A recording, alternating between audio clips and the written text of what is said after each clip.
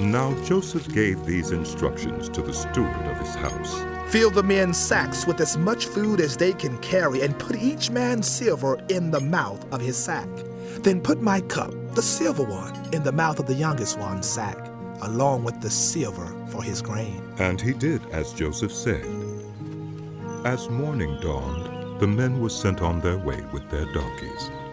They had not gone far from the city when Joseph said to his steward, Go after those men at once, and when you catch up with them, say to them, Why have you repaid good with evil?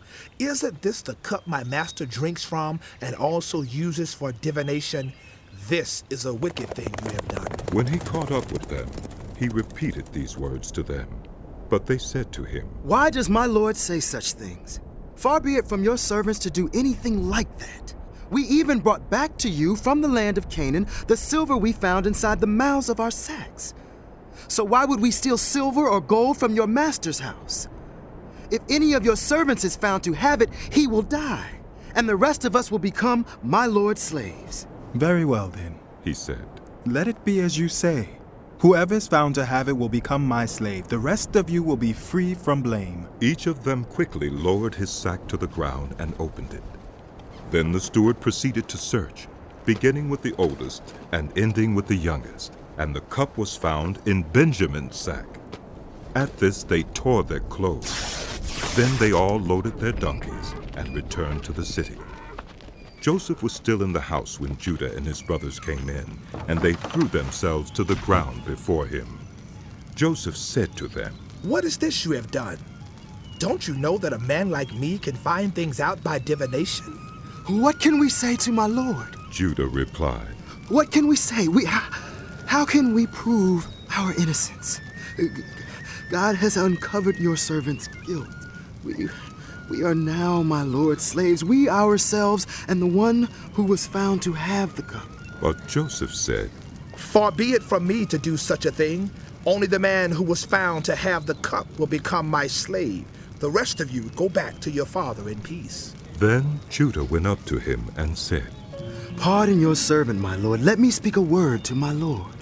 Do not be angry with your servant, though you are equal to Pharaoh himself. My lord asked his servants, Do you have a father or a brother? And we answered, We have an aged father, and there is a young son born to him in his old age. His brother is dead, and he is the only one of his mother's sons left, and his father loves him. Then you said to your servants, Bring him down to me, so I can see him for myself. And we said to my lord, The boy cannot leave his father. If he leaves him, his father will die. But you told your servants, Unless your youngest brother comes down with you, you will not see my face again. When we went back to your servant, my father, we told him what my lord had said. Then our father said, Go back and buy a little more food. But we said, We cannot go down. Only if our youngest brother is with us will we go. We cannot see the man's face unless our youngest brother is with us. Your servant, my father, said to us, You know that my wife bore me 2 sons. One of them went away from me, and I said, He has surely been torn to pieces, and I have not seen him since. If you take this one from me too, and harm comes to him, you will bring my gray head down to the grave in misery. So now if the boy is not with us when I go back to your servant, my father, and if my father, whose life is closely bound up with the boy's life, sees that the boy isn't there, he will die. Your servants will bring the gray head of our father down to the grave in sorrow. Your servant guaranteed the boy's safety to my father. I said, if I do not bring him back to you, I will bear the blame before you, my father, all my life. Now then, please, let your servant remain here as my lord's slave in place of the boy, and let the boy return with his brothers.